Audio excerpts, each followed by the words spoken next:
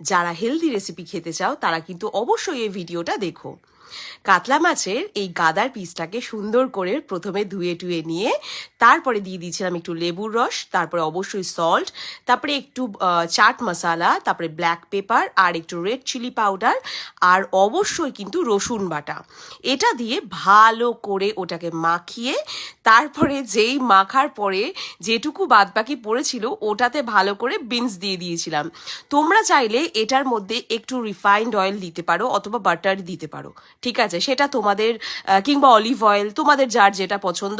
আমি এগুলো কিচ্ছু দিইনি, একদম নাথিং, বিশ্বাস করবে না। যাই হোক, দেখে তো বিশ্বাস করতেই হবে, একদম ফাঁকি ঝাঁকি না, একদম অরিজিনাল ভিডিও কিন্তু। অসাধারণ সুন্দর আমি এয়ার ফ্রায়ারে পুরো জিনিসটাকে বেক করে নিলাম। তারপরে তো তোমরা ভিডিওতে দেখতেই পারবে, দুর্দান্ত খেতে হয়েছিল। এবং বিশ্বাস করবে না, আমি ভেবেছিলাম হয়তো একটু আষ্টে গন্ধ বেরোতে পারে, কারণ তেল দিইনি, একদম অয়েললেস। ভাবলাম যে মাছের শরীরে তো অনেকটা তেল থাকে, তো একদিন নয় তেল ছাড়াই করে দেখি।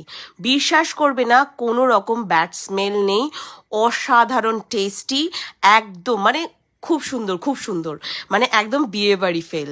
তো এইরকম হালকা ফুলকা রেসিপি দেখার জন্য কিন্তু আমার চ্যানেলটাতে সবাইকে এই ভিডিওগুলো দেখতে হবে।